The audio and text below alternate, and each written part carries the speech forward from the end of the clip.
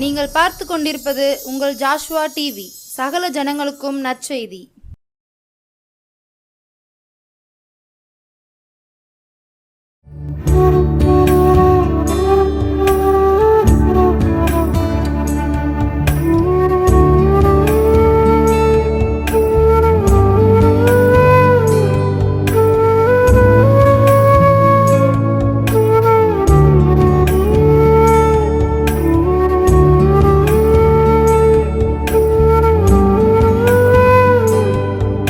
இயேசுவின் அரவணைக்கும் நேரம் இந்த நிகழ்ச்சிக்கு உங்களை அன்போடு வரவேற்கிறோம். தொடர்ந்து நிகழ்ச்சியை நீங்கள் பார்த்து வருவதற்காக நான் தேவனை மகிமைப்படுத்துகிறேன். இதன் மூலமாக ஆண்டவர் உங்களை ஆசீர்வதிப்பாராக. இன்றைக்கும் கூட நாம் ஒரு வசனத்தை சிந்திக்கும்படியாக நாம் லூக்கா சுவிசேஷம் 19ஆம் அதிகாரம் 10ஆம் வசனத்தை நாம் சிந்திக்கும் பொழுது, லூக்கா சுவிசேஷம் 19ஆம் அதிகாரம் 10ஆம் வசனம் சொல்கிறது, இழந்து போனதை தேடவும் ரட்சிக்கவுமே மனுஷகுமாரன் இந்த உலகத்துக்கு வந்தார் என்று வேதம் சொல்கிறது. இழந்து போனதை தேடவும் ரட்சிக்கவும். அப்போ மனிதனுடைய வாழ்க்கையில் எதை இழந்தான்? அப்போ கர்த்தர் எதை இழந்தார்? கர்த்தர் எதை தேட வந்தார் இந்த உலகத்தில் என்பதை நாம் இந்த நாட்களிலே பார்க்க இருக்கிறோம்.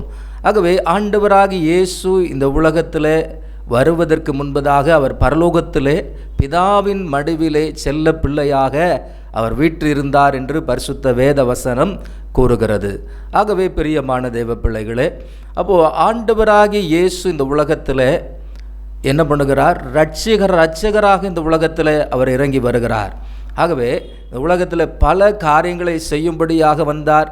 பாவிகளை நேசிக்க வந்தார், ரட்சிக்கும்படியாக வருகிறார், வியாதிகளை நீக்கும்படியாக வருகிறார்.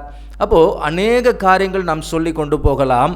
ஆனால் ஆண்டவராகி இயேசுவே அவரை குறித்து சொல்லுகிற வசனம்தான் இந்த லூக்கா சுவிசேஷம் 19ஆம் அதிகாரம் 10ஆம் வசனம். ஆகவே இதில் அவர் குறிப்பிட்டு சொல்லுகிற காரியம், இழந்து போனதை தேடவும் ரட்சிக்கவுமே இந்த உலகத்துக்கு வந்தேன் என்று குறிப்பிடுகிறார். ஆகவே மனிதன் எதை இழந்தான்? ஆதியாகமம் புத்தகத்தில் நாம் பார்க்கும் பொழுது, ஆதியாகமம் 1ஆம் அதிகாரம் 27ஆம் வசனத்தை நாம் வாசிக்கும் பொழுது, தேவன் தம்முடைய சாயலாகவே சிருஷ்டித்தார். தேவன் தம்முடைய சாயலாகவே மனுஷனை சிருஷ்டித்தார். அவனை தேவ சாயலாகவே சிருஷ்டித்தார். ஆணும் பெண்ணுமாக அவனை சிருஷ்டித்தார் என்று வேதம் சொல்கிறது. அப்போ பாருங்க, அந்த ஏதேன் தோட்டத்தில் ஆண்டவர் தேவ சாயலாகவே மனுஷனை உண்டாக்கினார். ஆகவே அவர்களை படைத்து அந்த தேவ சாயல் என்று சொல்லும் பொழுது அவரோடு கூட இணைந்திருக்கிற ஒரு வாழ்க்கையை குறிக்கிறது. ஆகவே மனிதன் தேவனோடு இருக்கிற அந்த உறவின் ஐக்கியத்திலே அவன் இருந்தான். எப்பொழுதும் அவன் தேவனை நோக்கி பேச முடியும், எப்பொழுதும் அந்த தேவனை நோக்கி கூப்பிட முடியும். அப்பேற்பட்ட ஒரு கிருபை அந்த நாட்களில் அவர்களுக்கு உண்டாயிருந்தது, இந்த ஆதாமுக்கும் ஏவாளுக்கும். ஆனால் பாருங்க, அந்த மனிதன் பிசாசினுடைய வார்த்தைக்கு செவி கொடுக்கும் பொழுது அந்த கீழ்ப்படியாமையினாலே அவர்கள் என்ன பண்ணுகிறாங்க? ஆண்டவர் சொன்னார்ல, எல்லாத்தையும் ஆண்டு கொள்ளுங்கள் என்று சொன்னவர் அன்றைக்கு ஏதேன் தோட்டத்திலிருந்து அவர்கள் துரத்தப்பட்டார்கள். காரணம், சர்ப்பம் அவர்களை என்ன பண்ணுகிறது? வஞ்சிக்கிறது. ஆகவே புசிக்கக்கூடாது என்று சொன்ன கனியை அவர்கள் புசித்ததினாலே அவர்கள் என்ன பண்ணுகிறாங்க? தேவனுக்கு கீழ்ப்படியாமல் போனார்கள். ஆகவே பிரியமான தேவ பிள்ளைகளே, அப்போ நம்முடைய ஆண்டவராகிய தேவன் எதிர்பார்க்கிற ஒரு காரியம், கர்த்தருடைய பிள்ளைகள் எனக்கு கீழ்ப்படிய வேண்டும். அப்போ தன் ஜனம் தனக்கு கீழ்ப்படிந்தாதான் என்ன பண்ண முடியும்? தான் என்ன பண்ண முடியும்? அவர்களுக்கு உதவி செய்ய முடியும். அவர்கள் நெருக்கத்தில் அவர்கள் வந்து ஆண்டவர் உதவி செய்ய முடியும். ஆனால் அப்பேற்பட்ட ஒரு வாழ்வை ஆண்டவர் கொடுத்தார் அல்லவா? எவ்வளோ அழகான ஒரு வாழ்க்கை, பசுமையான ஒரு சூழலில் அவர்களை என்ன பண்ணுகிறார்? பகலின் குளிர்ச்சியான வேளையில் தேவன் அவர்களோடு கூட உலாவி கொண்டு அவர்களோடு பேசி கொண்டிருக்கிற ஒரு பாக்கியம், எத்தனை பெரிய ஒரு பாக்கியம்! இந்த உலகத்தில் எத்தனை பேருக்கு கிடைக்காத பாக்கியத்தை அன்றைக்கு ஆதி மனிதனாகிய ஆதாமுக்கும் ஏவாளுக்கும் ஆண்டவர் கொடுத்தார். ஆனால் பிரியமான தேவ பிள்ளைகளே, அவர்கள் அந்த பாக்கியத்தை இழந்தார்கள். காரணம் ஒன்றே ஒன்று, கீழ்ப்படியாமையினாலே. கர்த்தர் சொன்ன வார்த்தைக்கு மாறாக அவங்க என்ன பண்ணுகிறாங்க, புசிக்கக்கூடாது என்று சொன்ன அந்த கனியை அவர்கள் புசித்ததினாலே என்ன பண்ணுகிறாங்க, அந்த பாக்கியத்தை அவர்கள் இழந்தார்கள். அந்த ஏதேன் தோட்டத்திலிருந்து அவர்கள் துரத்தப்பட்டவர்களாக அதுவரைக்கும் என்ன பண்ணலாம், அவங்க எல்லாவற்றையும் ஆண்டு கொள்ளலாம். ஆனால் இப்பொழுது ஆண்டவர் சொல்கிறாரு, நீங்கள் என்ன பண்ணணும், உன் வேர்வை சிந்தி நீ உழைச்சி தான் நீ சாப்பிடணும். அப்போது உன் பிரசவத்தில் நீ வழி கொண்டு தான் என்ன பண்ண பிரசவிக்க முடியும். இப்படி ஆண்டவருடைய ஒரு அவர்கள் தேவனை விட்டு விலகினதினாலே கிடைக்கப்பட்ட காரியங்கள் தான் இந்த காரியங்கள் எல்லாம். ஆகவே பிரியமான தேவ பிள்ளைகளே, அப்போது நம்முடைய ஆண்டவராகிய தேவன் விரும்புகிற ஒரு காரியம், தன்னுடைய பிள்ளைகள் தன் வார்த்தைகளுக்கு செவி கொடுக்க வேண்டும். ஆகவே பிரியமான தேவ பிள்ளைகளே, அப்போது அன்றைக்கு அந்த உறவை இழந்த மனிதன் ஏன் இந்த உறவை திரும்ப பெற்றுக்கொள்ள வேண்டும் என்று இந்த ஆண்டவராகிய இயேசு என்ன பண்ணுகிறார், நமக்காக வருகிறார். ஆகவே மனிதன் அந்த கீழ்ப்படியாமையினாலே தேவ சாயலை இழந்தான். அல்லேலூயா. ஆகவே தான் அதற்கு பின்பதாக வருகிற சந்ததிகள் எல்லாம் என்ன பண்ணுகிறாங்க, ஒரு சில சந்ததிகள் மாத்திரம் ஆண்டவரை பற்றி கொள்கிறாங்க. அதுலேயும் ஆபிரகாம், ஈசாக்கு, யாக்கோபு என்ற மூத்த பிதாக்கள் என்ன பண்ணுகிறாங்க, முற்பிதாக்கள் ஆண்டவரை ஏற்றுக்கொள்ளுகிறாங்க. ஆண்டவர் அவர்கள் மூலமாக சில காரியங்களை செய்கிறார். அப்போது அதற்கு பின்பதாக என்ன பண்ணுகிறாங்க, அநேகர் அவரை பின்பற்றவில்லை என்று சொல்லி நாம் பார்க்கிறோம். பிரியமான தேவ பிள்ளைகளே, அப்போது தேவனோடு இருக்கிற ஒரு ஐக்கியத்தை ஒரு மனிதன் பெற்றுக்கொள்ள வேண்டும். பெரிய பரிசுத்தவான்கள் அன்றைக்கு என்ன பண்ணுகிறாங்க, மோசே என்ற ஒரு தேவ மனிதன் தேவ சந்நிதியில் முகமுகமாய் ஆண்டவரை பார்த்த ஒரு மனிதன். அப்போது அந்த மனிதனுக்கு ஒரு கிருபையை ஆண்டவர் கொடுத்தார். அப்போது மனிதர்கள் அவனை நெருக்கும் பொழுது அவன் ஆண்டவரிடத்தில் வருகிறான், அவனை துக்கப்படுத்தும் பொழுது ஆண்டவரிடத்தில் வருகிறான். அப்போ ஆண்டவருடைய சமூகத்தில் விண்ணப்பிக்கும் பொழுது தேவ சமூகத்தில் அவன் வருகிறான். பிரியமான தேவ பிள்ளைகளே, அப்போது கர்த்தர் என்ன பண்ணுகிறார், ஒரு சில தேவ பிள்ளைகள் மூலமாக அவர் இடைப்பட்டார். ஆனால் மனிதன் இழந்த அந்த உறவை எல்லா மனிதர்களும் பெற்றுக்கொள்ள வேண்டும். அதை தான் இந்த உலகத்தில் ஆண்டவராகி இயேசு என்ன பண்ணுகிறார், சொல்லுகிறார், இழந்து போனதை தேடவும் ரட்சிக்கவுமே வந்தேன். அல்லேலூயா. அப்போ மனிதன் இந்த அன்பின் உறவுக்குள்ளாக வர வேண்டும். அவன் தேவ சாயலை பெற்றவனாக, தேவனோடு பேசுகிறவனாக அவன் மாற வேண்டும் என்பதை ஆண்டவர் உணர்ந்தார். அல்லேலூயா. அதை தான் இந்த உலகத்தில் அவர் சொல்லுகிறார், இழந்து போனதை தேடவும் ரட்சிக்கவுமே மனுஷகுமாரன் இந்த உலகத்தில் வந்தார். அல்லேலூயா. பிரியமான தேவ பிள்ளைகளே, இதை பார்த்து கொண்டிருக்கிற உங்கள் வாழ்க்கையிலும் ஆண்டவரோடு நெருங்கி வர நீங்கள் விருப்பம் கொண்டு இருந்தீர்களானால் ஆண்டவருடைய சமூகத்தில் அவர் நம் அருகில் இருக்கிறார். ஆண்டவரே, நான் உம்முடைய அன்புக்குள் வருகிறேன். ஆண்டவரே, நானும் இழந்ததை ஆண்டவரே, இந்த தேவ சாயலை நீர் எனக்கு தந்திருக்கிறீர் என்று சொல்லி அவரண்டை நெருங்கும் பொழுது ஆண்டவர் நம்மை ஆசீர்வதிக்கிறவராயிருக்கிறார். பாருங்க, அன்றைக்கு இயேசு என்ன பண்ணுகிறார், நமக்காக இந்த உலகத்தில் வந்தார். இயேசுவினுடைய ஒரு ஊழியமே இழந்ததை ஈடு செய்கிற ஒரு ஊழியமாக இருக்கிறது. பாருங்க, வியாதியிலிருந்த மக்களை ஆண்டவராகி இயேசு விடுவித்தார். படுத்த படுக்கையில் இருக்கிறவர்களை ஆண்டவர் குணமாக்குகிறார், எழும்பி நடக்க பண்ணுகிறார்.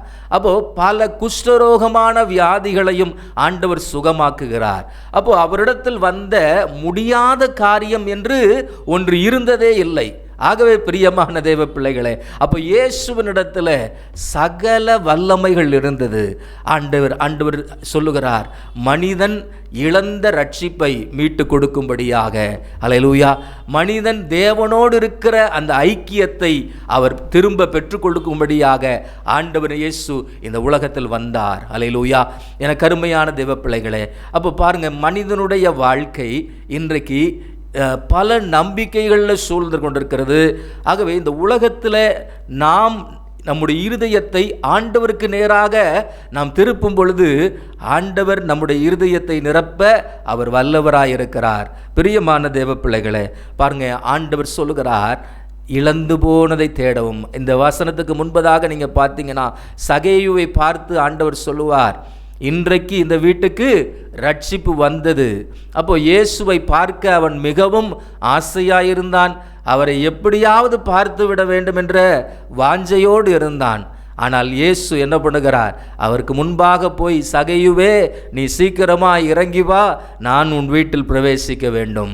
பிரியமான தேவ பிள்ளைகளே, அப்போ பாருங்கள், வாஞ்சையோடு பார்க்கிற அந்த மனிதன், எல்லாரும் அவனை குறித்து சொல்லுகிற ஒரு வார்த்தை என்னவென்றால், இவன் பாவியான மனுஷன் என்று சொல்லுகிறாங்க, அநியாயம் செய்கிற மனுஷன் என்று சொல்லுகிறாங்க.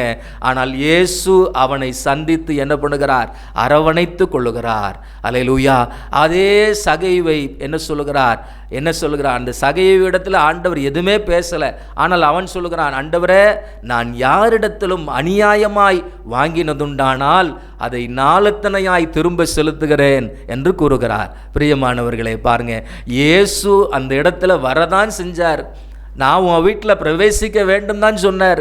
ஆனால் இயேசு, நீ இந்த காரியத்தெல்லாம் செய்யணும், நாலத்தனையாக கொடுத்துடணும், அப்படிலாம் சொல்லவே இல்லை. நீங்கள் நல்ல வேதத்தை படித்து பாருங்கள். அப்போ அவனுக்குள்ளாக இருக்கிற அந்த டிப்ரெஷன், மன அழுத்தத்தை எல்லாம் அவன் என்ன பண்ணுகிறான்? வெளியே வருகிறது. அவனையும் அறியாமல் சொல்லுகிறான், ஆண்டவரே, நான் யாரிடத்திலாகிலும் அநியாயமாய் நான் சம்பாதித்திருப்பேன், ஆனால் அதை நாலத்தனையாக செலுத்துகிறேன். அப்போ பாருங்கள், அந்த கிராமத்தில் ஒரு அநியாயமாக நான் வாங்கியிருக்கிறேன். ஒரு வீட்டில் ஒரு நாலத்தனையா ஒரு 1000 ரூபாய்க்கு 4000 ரூபா கொடுத்தா எப்படி இருக்கும்? அப்போது அந்த இடத்துல ஒரு பெரிய ஒரு மாற்றமே உண்டாயிருக்கும். அப்பேற்பட்ட ஒரு காரியத்தை ஆண்டவர் சகையுடைய வாழ்க்கையில் செய்தார். அல்லேலூயா. அப்போ இந்த மாற்றம் எப்படி வருகிறது? அதுவரைக்கும் அவருடைய வாழ்க்கையில் ஒரு சந்தோஷமாக இருந்தானா இல்லையா என்பது நமக்கு தெரியவில்லை. ஆனால் அன்றைக்கு சந்தோஷமாய் இயேசுவை ஏற்றுக்கொண்டான். அப்போது சந்தோஷமாக ஏற்றுக்கொண்ட அவனை ஆண்டவர் சொல்லுகிறார், இன்றைக்கு இந்த வீட்டுக்கு ரட்சிப்பு வந்தது. அல்லேலூயா. இயேசுவை எத்தனை பேர் அப்படி சந்தோஷமாய் நாம் ஏற்றுக்கொள்ளுகிறோமா? ஆண்டவரே, என் வாழ்க்கையில் வாங்க. சகையுடைய வாஞ்சை அதுதான். ஆண்டவரே, நீ என் வாழ்க்கையில் வாரணும், நீர் எப்படிப்பட்டவர் அப்படின்னு பார்க்க வகை தேடுகிறான். பிரியமான தேவ பிள்ளைகளே, இன்றைக்கும் இந்த வாஞ்சையோடு இந்த நிகழ்ச்சியை பார்த்து கொண்டிருக்கிறீங்க இல்லையா? உங்கள் வாழ்க்கையிலும் ஆண்டவர் அற்புதத்தை செய்ய வல்லவராயிருக்கிறார். அல்லேலூயா. பாருங்க, ஆண்டவர் சொல்கிறார், அதே யோவான் சுவிசேஷம் 6ஆம் அதிகாரம் 39ஆம் வசனத்தில் அவர் சொல்கிறார், அவர் எனக்கு தந்தவைகளில் ஒன்றையும் நான் இழந்து போகாமல் என்று குறிப்பிடுகிறார். அல்லேலூயா. பிதாவாகிய தேவன் தனக்கு தந்தவைகளில் ஒன்றையும் நான் இழந்து போக மாட்டேன். ஆகவே தன்னுடைய சீஷர்கள் கடைசி நேரத்தில் ஆண்டவராகிய இயேசு காட்டி கொடுக்கப்பட்டு அந்த இடத்துல அவரை கைது செய்யப்பட வேண்டும். அப்பொழுது தம்முடைய சீஷர்கள் எல்லாம் என்ன பண்ணுறாங்க? தங்களோடு இருக்கிறாங்க. அப்போ இந்த வேத பகுதியில் யோவான் சீஷகன் இடத்துல சொல்லும் பொழுது, இந்த யோவான் சீஷகன் சொல்லுகிறான், யோவான் சுவிசேஷத்தில் நாம் பார்க்கும் பொழுது, அப்போது அவர் எனக்கு தந்தவைகளில் ஒன்றையும் நான் இழந்து போகாமல் என்று குறிப்பிடுகிறார் இல்லையா? அப்போது அவருடைய சீஷர்கள் எல்லாம் அவரோடு கூட இருக்கிறாங்க. எல்லாரும் இயேசுவை போல இருக்கிறாங்க. அப்போது இந்த யூதாஸ் மாத்திரம் காட்டி கொடுத்து என்ன பண்ணுகிறான்? இயேசுவை காட்டி கொடுக்குறான். அப்போ இயேசு சொல்கிறார், எல்லாரையும் அனுப்பிவிடுங்க, நீங்கள் என்ன தானே தேடுறீங்க அப்படின்னு சொல்லி என்ன பண்ணுகிறார்? தன்னை என்ன பண்ணுகிறார்? ஆண்டவர் 18ஆம் அதிகாரம், யோவான் சுவிசேஷம் 18ஆம் அதிகாரம் 9ஆம் வசனத்தில் அதே வார்த்தை வருகிறது. அவர் எனக்கு தந்தவைகளில் ஒன்றையும் நான் இழந்து போகவில்லை என்ற வேத வாக்கியம் நிறைவேறத்தக்கதாக அது நடந்தது என்று சொல்லி வரும். அப்போ பிரியமான தேவ பிள்ளைகளே, அப்போது கர்த்தர் என்ன பண்ணுகிறார்? தம்முடைய ஜனங்களை தன்னோடு இருக்கும்படியாக அவர் விரும்புகிறார். யாரையும் இழந்து போகாமல் அவர் என்ன பண்ணுகிறார்? தன்னுடையவர்களாக அவர் மாற்றிக்கொள்ளுகிறார். ஆகவே அப்படி விடப்பட்ட அந்த சீஷர்களை ஆண்டவர் என்ன பண்ணலை? தன்னுடைய சிலுவை மரணத்துக்கு பின்பும் அவர் என்ன பண்ணலை? விடவில்லை. அவர்களை தேடி வருகிறார். அல்லேலூயா. காரணம், எனக்கு தந்தவைகளை நான் இழந்துவிடக்கூடாது. ஆகவே அப்படி வந்த ஊழியர்கள் சீஷர்களுடைய வாழ்க்கையிலே பார்க்கும் பொழுது, இயேசு உயிர் தெழுந்து பரமேறின உடனே எல்லாரும் என்ன பண்ணுகிறாங்க? தங்கள் வழியே அவங்கவுங்க வேலையை பார்க்க போயிட்டாங்க. அப்பொழுது கூட ஆண்டவராகிய இயேசு என்ன பண்ணுகிறார், அந்த மக்களை சந்திக்கும்படியாக வருகிறார். அப்போது எல்லாரும் சொல்கிறாங்க, நாங்கள் இயேசுவை கண்டோம் என்று சொல்லுகிறாங்க. ஆனால் பரிசுத்த தோமா மாத்திரம் சொல்கிறாரு, நான் அவரை கண்டால் ஒழிய அவரை நம்ப மாட்டேன், அவருடைய விலாவிலே என் விரலை போட்டால் ஒழிய நான் அவரை நம்ப மாட்டேன் என்று சொல்லுகிறான். பிரியமான தேவ பிள்ளைகளே, ஆனால் இயேசு என்ன பண்ணுகிறார், அவனுக்கும் தரிசனமாகி, நீ அவிசுவாசியாய் இராதே தோமா, நீ விசுவாசியாயிரு. அல்லேலூயா. ஆண்டவர் சொல்லுகிற ஒரு வார்த்தை, நீ விசுவாசம் உள்ளவனாயிரு. அல்லேலூயா. அப்போ இழந்ததை ஈடு செய்கிற ஒரு தேவன் நம்முடைய தேவன். இழந்து போனதை தேடவும் ரட்சிக்கவுமே இந்த உலகத்தில் வந்தார். அப்போ மனிதன் எதையெல்லாம் இழந்திருக்கிறான், தன்னுடைய பாவங்களில் இருந்து விழுந்து என்ன பண்ணுகிறான், சந்தோஷத்தை இழந்து விடுகிறான். துக்கங்களோடு இருந்து சமாதானத்தை இழந்து விடுகிறான். கவலையோடு இருந்து நம்முடைய வாழ்க்கையில் பாரங்களும் போராட்டங்களும் உபத்திரவங்களிலே சிக்கி தவிக்கிறோம். அப்போ பிரியமான தேவ பிள்ளைகளே, அப்போ ஆண்டவராகிய இயேசுவினுடைய ஒரு வழி என்ன பண்ணுகிறது, நம்மை மீட்டெடுக்கிற ஒரு வழியாக இருக்கிறது. ஆகவே பிரியமான தெய்வ பிள்ளைகளே, அப்போது அப்படிப்பட்ட ஒரு சூழ்நிலையில் நாம் இருக்கிறோமா? ஆண்டவரே, நான் இன்றைக்கு உம்முடைய பாதத்தில் வருகிறேன் என்று சொல்லி ஆண்டவருடைய பாதத்தில் அர்ப்பணிக்கும் பொழுது ஆண்டவர் நம்மை ஆசீர்வதிக்கிற தேவனாக இருக்கிறார். நாம் கடன் பிரச்சனையில் இருக்கலாம், வியாதியில் இருக்கலாம், பல போராட்டங்களில் இருக்கலாம். ஆண்டவர் சொல்லுகிறார், நானே வழியும் சத்தியமும் ஜீவனுமாய் இருக்கிறேன். அல்லேலூயா. ஆகவே அவர் மூலமாக தான் நம்முடைய வாழ்க்கையில் விடுதலை உண்டு, அவர் மூலமாக தான் நம்முடைய வாழ்க்கையில் அற்புதங்கள் உண்டு, அவர் மூலமாக தான் நம்முடைய வாழ்க்கையில் ஒரு புதிய வெளிச்சம் உண்டாகும். பிரியமான தேவ பிள்ளைகளே, அப்போ நம் வாழ்க்கையில் எதை இழந்திருக்கிறோம் நாம் சிந்தித்து பார்ப்போம். அநேக நேரங்களை இழந்திருக்கலாம், அநேக பணங்களை இழந்திருக்கலாம், அநேக சந்தோஷங்களை இழந்திருக்கலாம். ஆனால் பிரியமான தேவ பிள்ளைகளே, எல்லாவற்றையும் ஈடு செய்வதற்காக தான் உங்களுக்காகவும் எனக்காகவும் அவர் கல்வாரி சிலுவையிலே அவர் தம்மை தாமே ஒப்பு கொடுத்தார். அல்லேலூயா. ஆகவே நம்மை மீட்கும்படியாக மத்தியஸ்தராக பிதாவாகிய தேவனோடு அந்த இழந்த உறவை புதுப்பிக்கும்படியாகவே அவர் சிலுவையிலே தொங்கினார் என்று சொல்லி பார்க்கிறோம். பிரியமான தேவ பிள்ளைகளே, அப்போ கல்வாரி சிலுவையில் என்ன நடந்தது? எல்லாரும் என்ன பண்ணுகிறாங்க, ரோமர்கள் நினைக்கிறாங்க அவர் சிலுவையில் மரிச்சிட்டா அது சாபமானவர் தான் என்று சொல்லி என்ன பண்ணுகிறாங்க, அந்த இயேசு கிறிஸ்துவை பிரசங்கிக்க கூடாது, ஏனென்றால் அவர் சிலுவையில் அறையப்பட்டு விட்டார். சிலுவையில் அறையப்பட்டவர்கள் மரண தண்டனைக்குட்பட்டவர்கள், பாவம் நிறைந்தவர்கள் தான் சிலுவையில் அறைய முடியும் என்று என்ன பண்ணுகிறாங்க, அவர்களுடைய அரசாங்க உத்தரவின்படி அவங்க செயல்படுறாங்க. ஆனால் ரட்சிக்கப்படுகிறோர் நமக்கோ அது தேவ பலனாய் இருக்கிறது. அல்லேலூயா. சிலுவையை பற்றிய உபதேசம் கெட்டு போகிறவர்களுக்கு பைத்தியமாகவும், ரட்சிக்கப்படுகிற நமக்கோ அது தேவ பலனாக இருக்கிறது. கல்வாரி சிலுவையிலே அந்த பிதாவோடு இருக்கிற அந்த ஐக்கியத்தை அவர் ஏற்படுத்தி கொடுத்தார். அல்லேலூயா. இன்றைக்கு நீங்களும் நானும் ஜெபம் பண்ணினாலும், எந்த இடத்துல கண்களை மூடி ஜெபம் பண்ணினாலும், ஏசப்பா எனக்கு இறங்குங்க, என் ஜெபத்தை கேளுங்க, எனக்கு உதவி செய்யுங்க என்று சொல்லும் பொழுது ஆண்டவர் நிச்சயமாக நம்முடைய ஜெபங்களை கேட்கிறார். அல்லேலூயா. பழைய ஏற்பாட்டின் காலத்தில் அதற்காக ஒரு பலி செலுத்த வேண்டும், அதற்காக ஒரு ஆசாரியன் எழுப்பப்பட்டிருக்கிறான். ஆனால் இயேசு அன்றைக்கு ஆதாம் ஏவாளுக்குள்ளாக இருந்த அந்த தேவ சாயலை இன்றைக்கு இயேசுவின் மூலமாக உங்களுக்கும் எனக்கும் ஆண்டவர் தந்திருக்கிறார். பிரியமான தேவ பிள்ளைகளே, பார்த்து கொண்டிருக்கிற உங்கள் வாழ்க்கையில் தேவனாகிய கர்த்தருடைய அந்த உறவுக்குள் வாருங்கள்.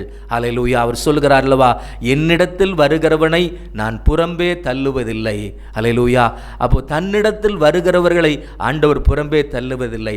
அவருடைய அன்பின் உறவுக்குள் நீங்கள் வந்துட்டீங்கன்னா அவர் உங்களை கைவிட மாட்டார். அல்லேலூயா. இன்றைக்கு ஒப்பு கொடுப்பீங்களா? ஏசப்பா, என் வாழ்க்கை உம்முடைய பாதத்தில் தருகிறேன். ஆண்டவரே, நான் இழந்த சமாதானம் எனக்கு வேண்டும். அல்லேலூயா. எனக்கு இழந்த நான் நன்மைகளை நான் திரும்ப பெற்றுக்கொள்ள வேண்டும் என்று சொல்லி ஆண்டவருடைய பாதத்தில் ஜெபிக்கலாமா? யாவரும் கண்களை மூடி, அன்பின் பரலோக பிதாவே, இயேசுவின் நாமத்தினாலும் உடைய பாதத்தில் வருகிறோம் சுவாமி. ஆண்டவரே, இந்த வேளையிலும் ஆண்டவரே, இந்த நிகழ்ச்சியை பார்த்து கொண்டிருக்கிற அருமையான தேவ பிள்ளைகள் வாழ்க்கையில் ஒரு அற்புதம் நடைபெறுவதாக. ஆண்டவரே, உடைய பிள்ளைகள் எந்த காரியங்களெல்லாம் இழந்து தவிக்கிறார்களோ அந்த காரியங்களிலே ஒரு ஜெயம் உண்டாகட்டும் ஆண்டவரே. தகப்பனே உமக்கு ஸ்தோத்திரம் அப்பா. வியாதியோடு பலகீனத்தோடு ஆண்டவரே கஷ்டப்படுகிற ஒவ்வொருவருடைய வாழ்க்கையிலையும் ஆண்டவரே ஒரு புதிய பலனை நீர் தந்து ஆசீர்வதிக்கும்படியாய் ஜெபிக்கிறேன் அப்பா. ஒவ்வொரு உள்ளங்களையும் ஆண்டவரே உம்முடைய பரிசுத்த ஆவியினால் நீர் நிரப்புவீராக ஆண்டவரே. கர்த்தாவே ஸ்தோத்திரம் அப்பா. கட்டுகளோடு பாரங்களோடு இருக்கிற அவருடைய வாழ்க்கையில் ஒரு புதிய விடுதலை இயேசுவின் நாமத்தினால உண்டாகும்படியாய் ஜெபிக்கிறேன் ஐயா. ஹல்லேலூயா. அந்த குடும்பங்களிலே உம்முடைய பிரசன்னம் இறங்குவதாக. ஹல்லேலூயா. அவங்கள் பார்க்கிற இந்த இடத்துலையும் ஆண்டவரே உம்முடைய பிரசன்னம் இறங்கட்டும் ஆண்டவரே. உம்முடைய மகிமையின் பிரசன்னம் இறங்குவதாக. ஹல்லேலூயா. ஆண்டவரே எல்லா வியாதியின் கிரியைகள் இயேசுவின் நாமத்தினால விலகி போகட்டும் அப்பா. கேன்சர் கட்டிகள் இயேசுவின் நாமத்தினால மறைந்து போகட்டும் என்று கட்டளையிடுகிறேன். ஹல்லேலூயா. ஆண்டவரே உம்முடைய பிள்ளைகள் எழும்பி நடப்பார்களாக. சுகவாழ்வு சீக்கிரத்தில் துளிர்த்தது என்று சொன்ன வார்த்தையின்படியே இயேசுவே இப்பொழுதே உம்முடைய வல்லமை இறங்கட்டும் அப்பா. ஹல்லேலூயா. உம்முடைய பிள்ளைகளை கரம் பிடித்து தூக்கி விடுவீராக. ஆண்டவரே உம்முடைய நாமம் மகிமைப்படட்டும் ஆண்டவரே. எழும்பி பிரகாசி, உன் ஒளி வந்தது என்று சொன்னீரே. ஆண்டவரே உம்முடைய பிள்ளைகள் எழும்பி பிரகாசிக்கட்டும் ஆண்டவரே. முடங்கி கிடக்கிற வாழ்க்கை அல்ல, எழும்பி பிரகாசிக்கிற வாழ்க்கையை தந்திருக்கிறீர் ஐயா. ஹல்லேலூயா. உம்முடைய பிள்ளைகள் வாழ்க்கையில் நீர் ஒரு அற்புதத்தை செய்து உம்முடைய நாமத்தை மகிமைப்படுத்துங்க ஆண்டவரே. நெடு நாட்களாய் ஜெபித்து கொண்டிருக்கிற காரியத்தில் ஒரு முடிவு உண்டாவதாக. ஆண்டவரே குழந்தைக்காக ஜெபிக்கிற ஆண்டவரே, இன்னும் என்னுடைய வாழ்க்கையில் இன்னும் குழந்தை இல்லாமல் தவிக்கிறேனே என்று சொல்லி ஏக்கத்தோடு கலங்கி கொண்டிருக்கிற ஒவ்வொரு தேவ பிள்ளைகளுக்காக உம்முடைய பாதத்தில் ஜெபிக்கிறோம் ஐயா. ஆண்டவரே கர்த்தாவே உம்முடைய பிள்ளைகள் வாழ்க்கையில் ஒரு அற்புதம் நடைபெறட்டும் ஆண்டவரே. சத்துரு தடைத்து வைக்கிற எல்லா தடைகளை இயேசுவின் நாமத்தினால கடிந்து ஜெபிக்கிறோம் அப்பா. ஆண்டவரே ஒவ்வொரு தம்பதிகளுக்கும் ஆண்டவரே கர்த்தர் குழந்தை பாக்கியத்தை நீர் தந்து ஆசீர்வதிக்கும்படியாய் ஜெபிக்கிறோம் ஐயா.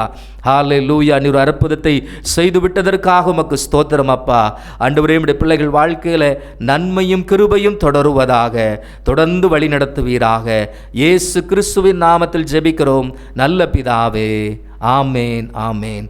God bless you.